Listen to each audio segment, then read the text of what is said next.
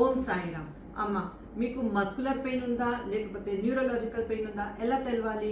మీకు ఒకటే జాగాలో నొప్పి ఉంది, ఇక్కడ ఒకటే జాగాలో ఉంది, లేకపోతే థైస్లో నొప్పి ఉంది, లేకపోతే కాఫ్ మజిల్లో, లేకపోతే ఫీట్లో పెయిన్ ఉంది, షోల్డర్లో పెయిన్, ఒక్క స్పాట్లోనే మీకు పెయిన్ ఉందంటే అది మస్కులర్ పెయిన్.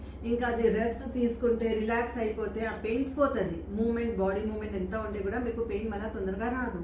కానీ న్యూరలాజికల్ పెయిన్లో షార్ప్ రేడియేటింగ్ పెయిన్ ఉంటుంది. ఇప్పుడు ఎగ్జాంపుల్ సైటికా పెయిన్ తీసుకోండి. బ్యాక్లో మీకు లోవర్ లంబర్ సక్రల్ కాక్సిక్తో నా పెయిన్ వచ్చి రేడియేట్ అయ్యి మీ బటక్స్ హిప్స్ మీదతో థైస్ దాకా ఇంకా కాఫ్ మజిల్ దాకా పోయి ఫీట్ దాకా పెయిన్ ఉంటే, లేకపోతే నెక్ టు ఇక్కడ దాకా పెయిన్ ఉంటే అది మీకు న్యూరలాజికల్ పెయిన్. ఇంకా న్యూరలాజికల్ పెయిన్ వచ్చేది రీజన్ ఏమిటి అర్థం చేసుకోండి. మీరు న్యూరలాజికల్లో వెయిట్ ఎప్పుడు హెవీ లిఫ్ట్ చేయకండి, రెస్ట్ తీసుకుంటే మంచి అయిపోతుంది. మళ్ళీ మూమెంట్స్లో వస్తే ఆ పెయిన్స్ ఇంక్రీజ్ అయిపోతుంది. సో ఎప్పుడు న్యూరలాజికల్ పెయిన్ ఉంటే రోలింగ్ థెరపీ చేయండి. మస్క్యులర్ ప్రాబ్లం ఉంటే పాండింగ్ చేయండి, పెయిన్స్ క్లియర్ అయిపోతుంది.